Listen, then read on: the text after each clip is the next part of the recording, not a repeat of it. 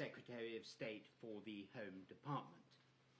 I'm going to read out a summary of my judgment, which has been prepared so as to assist the public and the press to understand what exactly the court has decided. It should, however, be understood by all that the full judgments themselves are the only authoritative version of what has been decided. We will have some hard copies of both the press summary and the full judgments here to let you have after the hearing. But the judgment will be uploaded as usual this afternoon to the case law section of the National Archives website, so it will be accessible to everyone. Introduction. In this case, Prince Harry, the Duke of Sussex, seeks a declaration that the protective security arrangements provided for him on his visits to the United Kingdom are inadequate and unlawful. The defendant to the claim is the Secretary of State for the Home Department, whom I'm going to call the SSHD, because she is accountable to Parliament for the Executive Committee for the Protection of Royalty and Public Figures, known as RAVEC, which provides protection for royalty and certain other very important people. On the 28th of February 2020, Sir Richard Mottram, who was then the chair of RAVEC, wrote a decision letter explaining that protection would be withdrawn from the Duke and Duchess of Sussex from the 31st of March 2020. In early 2020, the Duke and Duchess of Sussex moved out of the United Kingdom to live first in Canada and then later in California. The main issue raised by this appeal is whether Sir Peter Lane, who was the judge, was right to dismiss the Duke of Sussex's claim. The judge decided that RAVEC, in taking its decision to withdraw the Duke's security, had good reason not to follow its 2017 policy. That policy provided that RAVEC would evaluate a risk analysis conducted by its risk management board in order to determine which individuals should receive protection. RAVEC had not commissioned any risk analysis from the risk management board in respect of the Duke of Sussex before taking that decision.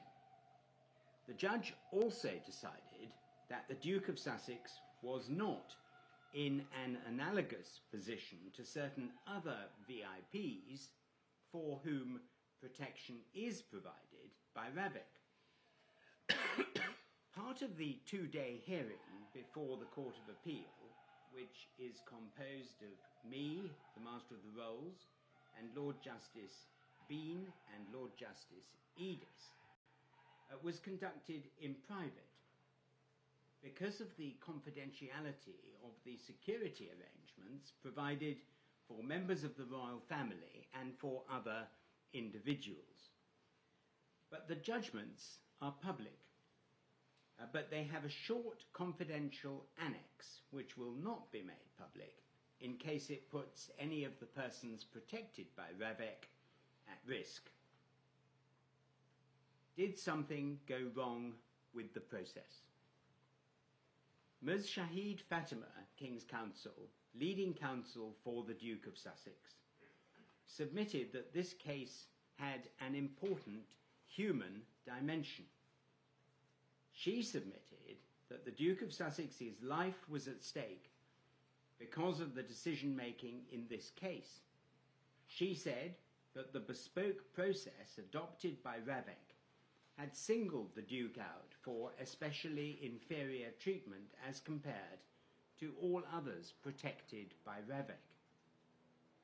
In effect, it had been predetermined in the decision letter that on future visits to the UK, the Duke of Sussex would be provided with a lower level of security than had been provided for him throughout his adult life.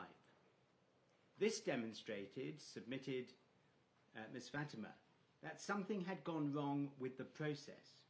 She submitted that the claimant was still subject to the same risks as he was before he stepped back from royal duties, and that the impact of an attack upon him was obviously still just as significant as it has always been. His military service, she said, placed him at particular risk. Although it was not suggested that no security provision had been made, the Duke of Sussex strongly criticised the adequacy of what Ravek had determined was appropriate. I said in my judgment that these were powerful and moving arguments, and I said that it was plain that the Duke of Sussex felt badly treated by the system. But I concluded, having studied the detail of the extensive documentation, I could not say that the Duke's sense of grievance translated into a legal argument for the challenge to Ravek's decision. The legal question, indeed the only question for the court, was whether Sir Richard had failed to follow Ravek's policy without a good reason. From the Duke of Sussex's point of view, I said that something may indeed have gone wrong, in that an unintended consequence of his decision to step back from royal duties and spend the majority of his time abroad has been that he's been provided with a more bespoke and generally lesser level of protection than what he was provided with in the UK before. But that did not of itself give rise to a legal complaint. Did Sir Richard fail to follow Ravek's policy without a good reason? I said in my judgment that Sir Richard had indeed failed to follow Ravek's policy. But I said that there were four main reasons for holding as a matter of law that Sir Richard had had a good reason for having done so.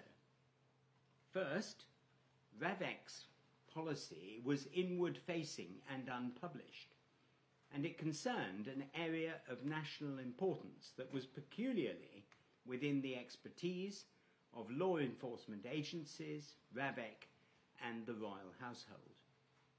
Secondly, in this area of high political sensitivity, the court had considerable respect for Sir Richard and Ravek as decision makers, because they had unrivaled expertise and experience in the field of royal protection.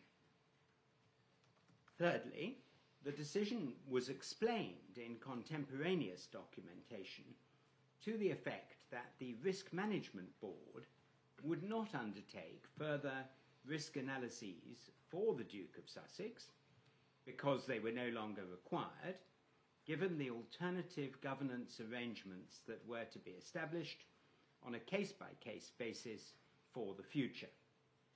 Sir Richard had, however, obtained 3 threat assessments for the Duke of Sussex during February 2020 before writing the decision letter. Fourthly, Sir Richard and Ravek had given compelling reasons for having reached the conclusion that the appropriate course was to establish bespoke arrangements for when the Duke returned to the United Kingdom on future visits. The Duke was in effect stepping in and out of the cohort of protection provided by Ravek. Outside the UK, he was outside the cohort, but when in the UK, his security would be considered as appropriate depending on the circumstances. It was impossible, I said in my judgment, to say that this reasoning was illogical or inappropriate. Indeed, it seemed sensible. Finally, even if there had been a risk analysis from the Risk Management Board, it would, very likely, have only confirmed the threat, vulnerability and impact levels which the Duke had faced when earlier risk analyses were undertaken. But it would have had nothing to say on the critical features of the changed situation, which were the need for protective security on future uncertain visits and the government's appetite for risk. The decisions taken in the decision letter and subsequently were taken, I said in my judgment, as an understandable and perhaps predictable reaction to the Duke of Sussex having stepped back from royal duties and having left the UK to live principally overseas. So the conclusion, in my judgment, with which my colleagues, Lord Justices Bean and Edis, agreed, was that the Duke of Sussex's appeal would be dismissed. So that concludes this afternoon's hearing. Thank you.